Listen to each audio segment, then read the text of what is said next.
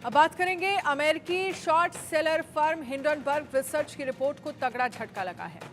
दरअसल मॉरिशस के financial service commission ने कहा है कि हिंडनबर्ग रिसर्च की रिपोर्ट में सेबी चीफ माधवीपुरी बुच के खिलाफ आरोपों में जिस फंड का जिक्र किया गया है उसका उनके देश से कोई लेना देना ही नहीं है।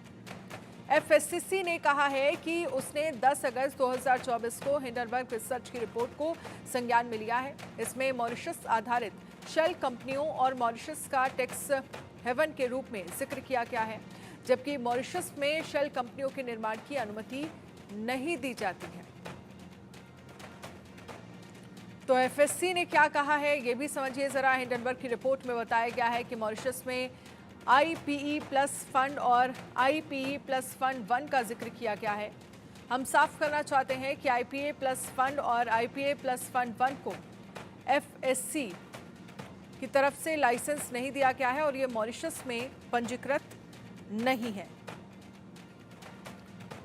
आपको बता दें कि हिंडनबर्ग रिसर्च की रिपोर्ट में कहा गया है कि सेबी चीफ माधवीपुरी बुच और उनके पति धवल बुच की अडानी ग्रुप से जुड़ी ऑफशोर कंपनियों में हिस्सेदारी थी।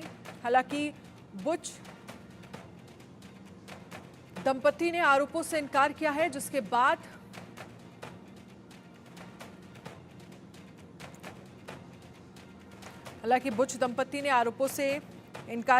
बाद मॉरिशस के फाइनेंशियल सर्विस कमीशन ने हिंडनबर्ग रिसर्च की रिपोर्ट पर कहा है कि जिस ऑफशोर फंड की बात की गई है वो मॉरिशस में स्थित ही नहीं है।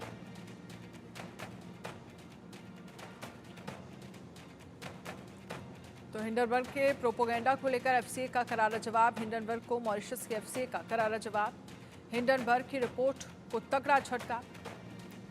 आपको बता दें कि हिंडनबर्ग रिसर्च की रिपोर्ट में कहा गया कि सेबी चीफ माधवीपुरी बुच और उनके पति धवल बुच की अडानी ग्रुप से जुड़ी ऑफशोर कंपनियों में हिस्सेदारी थी।